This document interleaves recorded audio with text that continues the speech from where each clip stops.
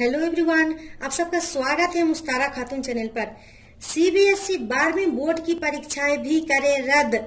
दिल्ली के शिक्षा मंत्री मनीष सिसोदिया की केंद्र सरकार से अपील।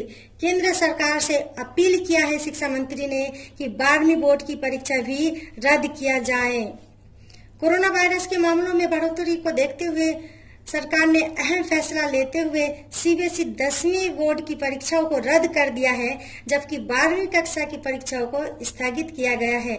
इस पर दिल्ली के उप मुख्यमंत्री मनीष सिसोदिया ने सीबीएसई बोर्ड की कक्षा 10वीं की परीक्षा रद्द करने के केंद्र के फैसले का स्वागत किया है।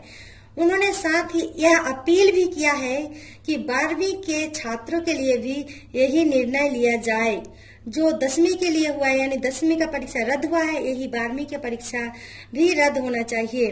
उप मुख्यमंत्री मनीष सिसोदिया ने कहा, मुझे खुशी है कि कक्षा 10वीं की परीक्षाएं रद्द की गई है और कक्षा 12वीं की परीक्षाओं के लिए तारीखों को फिर से निर्धारित की जा रहा है।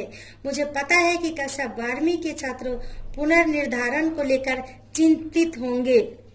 सच में 12वीं के स्टूडेंट अभी बहुत ज्यादा तनाव में है, कब उनका एग्जाम होगा, कैसे होगा।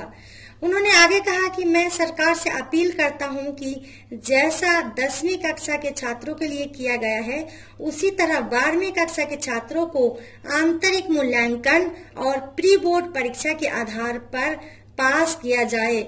इस मुश्किल समय में घरों में रहना बहुत महत्वपूर्ण है।